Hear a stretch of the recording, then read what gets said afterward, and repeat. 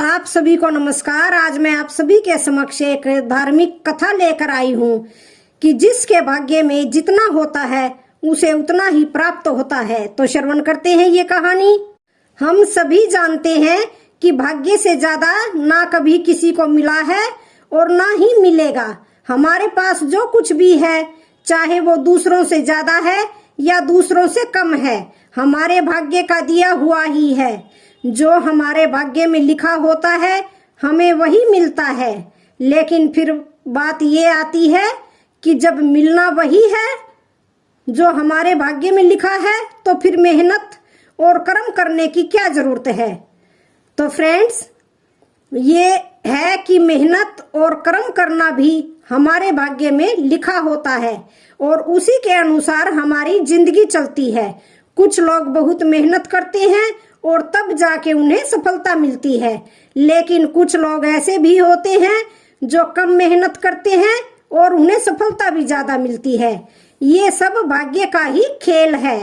किसी के भाग्य में होता है कि वो जब तक मेहनत नहीं करेगा तब तक उसे कुछ नहीं मिलेगा, और किसी के भाग्य में होता है कि वो कम मेहनत भी करेगा तो भी उसे ज्यादा मिलेगा।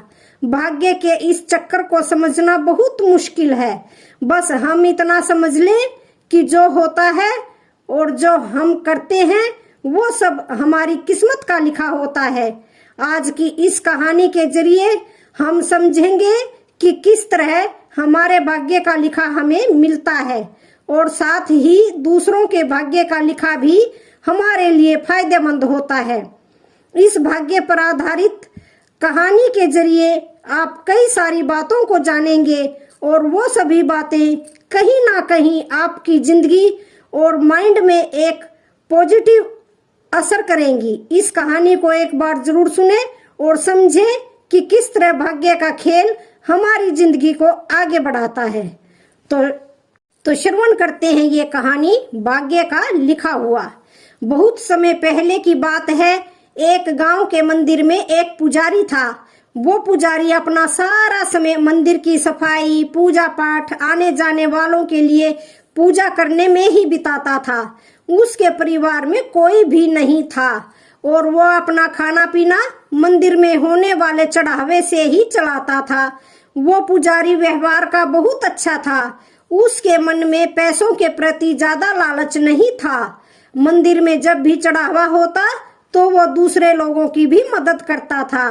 पुजारी मन ही मन ये भी सोचता था कि मंदिर के चढ़ावे से थोड़ा बहुत बचत भी होती तो भविष्य के लिए अच्छा हो जाता। लेकिन गांव का मंदिर था तो वहां लोगों का आना जाना कम होता था। मुश्किल से दिन भर में 5 से 6 पैसों का चढ़ावा हो पाता था, जिसमें से पुजारी अपने दिन भर की जरूरतों को पूरा करने के बाद सिर्फ 2 रुपए ही बचा पाता था। और जब कभी चढ़ावा ज्यादा होता तो पुजारी के पास कोई ना कोई व्यक्ति ऐसा आ जाता जिसे मदद की जरूरत होती थी और पुजारी उसे मना भी नहीं कर पाता था। बहुत समय बीत गया, लेकिन पुजारी पूरे दिन 2 पैसों से ज्यादा बचत कर ही नहीं पाता था। वो हमेशा भगवान से यही प्रार्थना करता कि हे भगवान, कुछ तो ऐसा करो कि मैं 2 पैसों से ज्यादा की बचत कर पाऊं। भगवान से प्रार्थना करके पुजारी रोज की तरह अपने काम में लग जाता। कुछ समय बाद पुजारी जी की शादी हो गई। घर में अब 2 लोग हो गए और खर्चा चलाने के लिए ज्यादा पैसों की जरूरत पड़ने लगी। पुजारी की शादी होने के बाद मंदिर में लोगों का आना जाना बढ़ने लगा, जिसकी वजह से चढ़ावा भी ज्यादा होता। और अब पुजारी अपने घर के खर्चे पूरे करने के बाद 10 पैसे रोज बचाने लगा। धीरे धीरे पुजारी के पास ज्यादा पैसे हो गए। कुछ पैसों से उसने अपने घर की मरम्मत करी और कुछ पैसों को भविष्य के लिए बचा लिया। कुछ समय बाद पुजारी की संतान हुई और अब वो 2 से 3 हो गए। पुजारी की संतान होने के बाद अब पुजारी ने देखा कि वो अपनी दिन भर की जरूरतें पूरी करने के बाद 15 पैसे बचा लेता है। धीरे धीरे बच्चा बड़ा हुआ और स्कूल जाने लगा। अपनी बचत के पैसों से पुजारी अपने बच्चे की पढ़ाई का खर्चा चलाता था। जैसे जैसे बच्चे की उम्र बढ़ती गई और पढ़ाई का खर्चा बढ़ने लगा, वैसे वैसे ही मंदिर में ज्यादा चढ़ावा होता चला गया। ज्यादा लोग आने लगे और पुजारी के जीवन में पैसों की कोई कमी नहीं हुई। अपनी जिंदगी को इस तरह बदलता देख पुजारी ने एक दिन भगवान से प्रार्थना करी और पूछा कि भगवान, मैं रोज के 2 पैसे बचाता था और बहुत कोशिश करने के बाद भी मैं कभी 2 पैसों से ज्यादा नहीं बचा पाया, लेकिन आज सब खर्चे करने के बाद भी मैं 30 पैसे बचा लेता हूँ, जो कि मेरे और मेरे परिवार के लिए बहुत है। इन सब की वजह क्या है भगवान? क्या ये आपकी कृपा है या फिर मेरा भाग्य है? ऐसा कहकर पुजारी अपने रोज के कामों में लग गया। रात हुई और जिस समय पुजारी गहरी नींद में सोए हुए थे, उस समय भगवान उसके सपनों में आए और बोले, भक्त, ना तुम्हारा भाग्य बदला है और ना ही मैंने कोई कृपा करी है। तुमने जिस दिन शादी करी और तुम्हारे घर जो स्त्री आई, उसके आने से तुम 10 पैसे बचाने लगे, जिसमें 8 पैसे तुम्हारी पत्नी के भाग्य के थे, जिसकी वजह से तुम दोनों के पेट भर खाने पीने और बाकी जरूरतों की पूर्ति होने लगी।